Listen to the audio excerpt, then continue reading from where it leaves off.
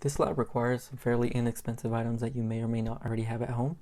So first off, we need a coffee filter. We need some isopropyl alcohol. Any kind of percent above 70% is fine. Some Skittles, some food grade food coloring, and some baking soda. And then some general household items such as scissors, a ruler, a pencil, and either some tape or a stapler. For this first part, in part A, we're going to measure out our 12 by 12 centimeter square from our coffee filter. Since it's in its round shape, we got to flatten it out a little bit, being very careful not to touch it too much. We'll flatten out as best as we can, and then we'll take our ruler, measure out 12 by 12 centimeters.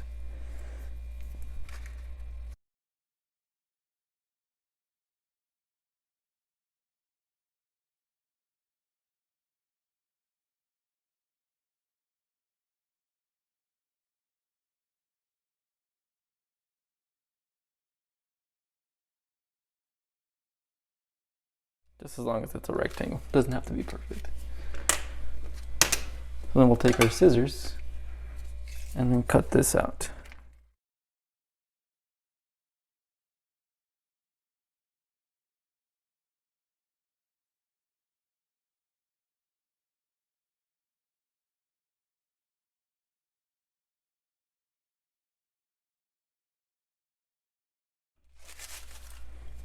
So now we kind of have a semi-rectangle there. It's not going to be perfectly flat, but it's definitely going to be pretty decent size.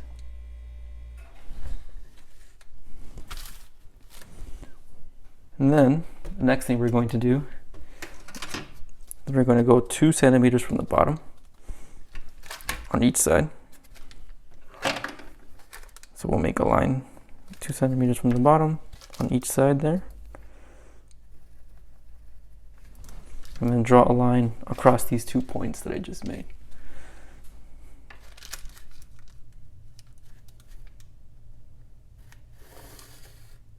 And this will be our baseline right here. It's kind of hard to tell with the pencil, but you can see it right there.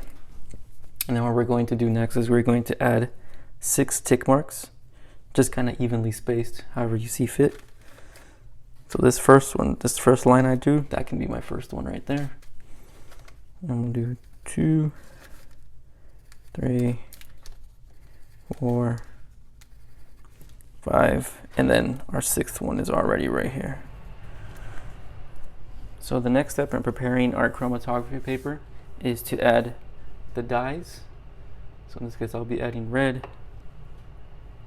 green, and yellow. And then we're going to add the colors from our Skittles. But first we got to add the dye first. So I'll be adding this red one first to this first dot here. Very carefully. Try not to make a too big of a blob. Yeah, that spot can get pretty big pretty fast. So don't do what I just did, because then you end up with a big old blob on your coffee filter. So you gotta start from scratch. So I'll do another 12 by 12 square, and then we'll try that again. After making a second coffee filter from the first one that I messed up, I'm gonna try using some toothpicks this time to try and get the dye out and without making such a mess. So let's give it a try. So we can saturate the tip of the toothpick here. You can see that? And then just carefully press down onto a spot and hold it there. The dye will transfer over to the paper. You may just have to do it a few times just to get enough dye to come out. So it's not a bad thing to just keep at it. So press down. Like I said, you may have to do it a few times just to get a nice good color onto the paper. And as you can see, we have a nice good red dye there. So we'll use the other side of the tip of this toothpick to do the yellow color.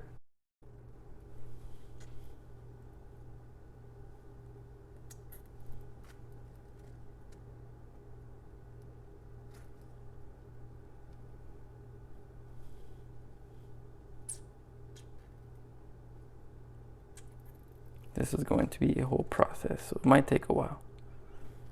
And as we can see, we got some yellow on that paper now.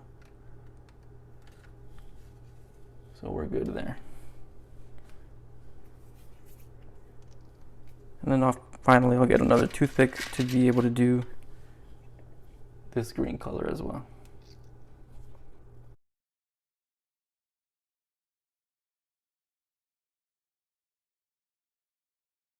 Just lightly press on hold on it, and the color will transfer from the toothpick to your spot. And as you can see, we got some green on there. I'll do just a little bit more, just to make sure I got enough.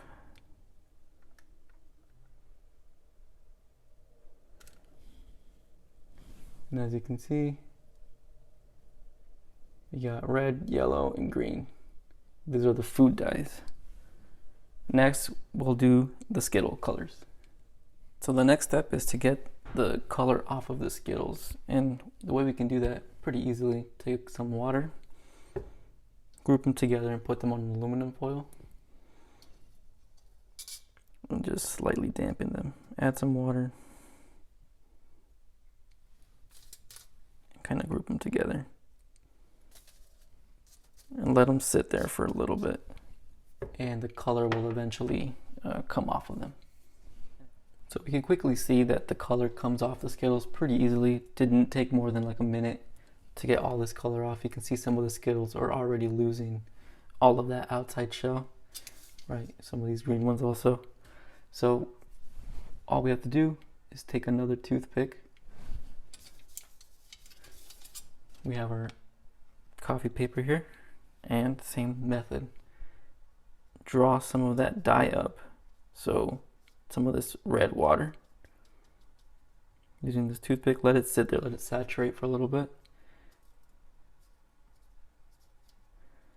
and then we'll transfer this over to our spot.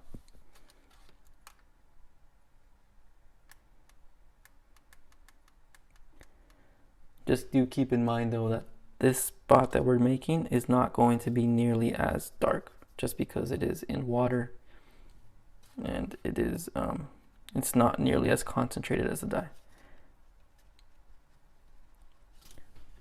But by looking at those spots though, you can tell that it is red. Again, it's just not as dark. So we'll take this other side that's clean, we'll grab yellow.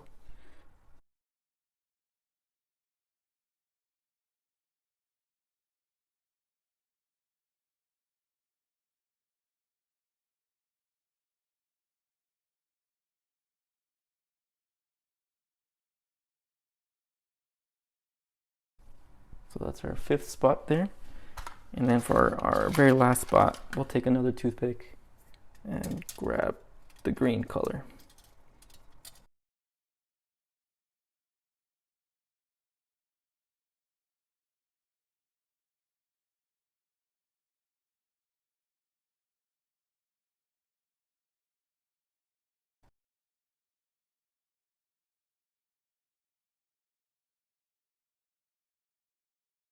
And this is what our final chromatography paper should look like.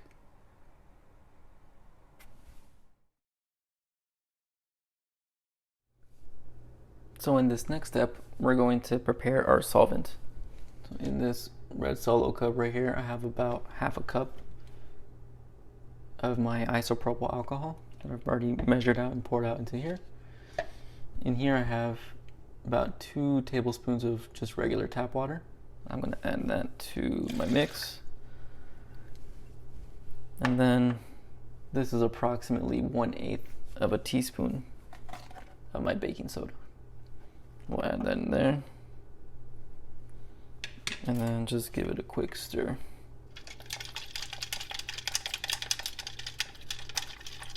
You just want to make sure that everything gets nice and dissolved in there.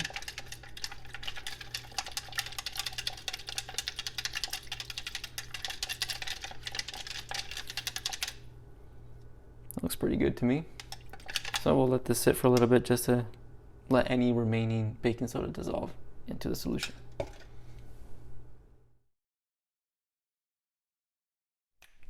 So finally, after doing all this prep, we can finally now prepare our chromatogram to get developed.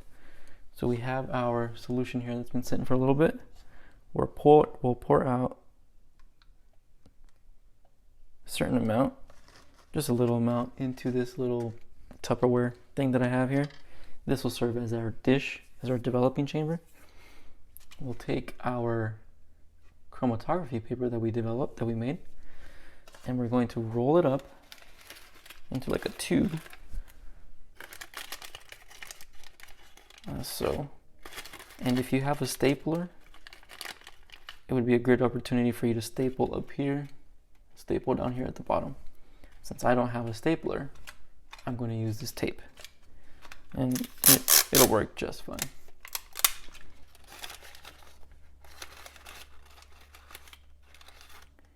Making sure that our points that we drew do not overlap, and we'll very easily, very simply sort of get this rolled up into a tube.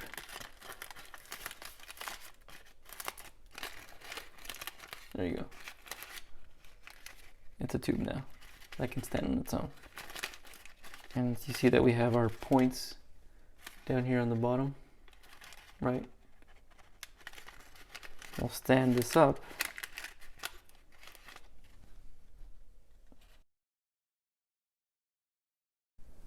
And we'll let it just stand. And we'll see that the solvent will be climbing our paper. And we'll let it sit for about an hour-ish. And we'll come back and we'll see how things look after about an hour. So it's been about an hour, and we can see that we have some separation of our points here. You can see that our points have traveled upwards. Right, these are our dyes. We can see that this green is already separated a little bit into some yellow and blue. These are our Skittles. Although they are much more faint in color, they still also travel upwards, and we can see that there's some change moving there.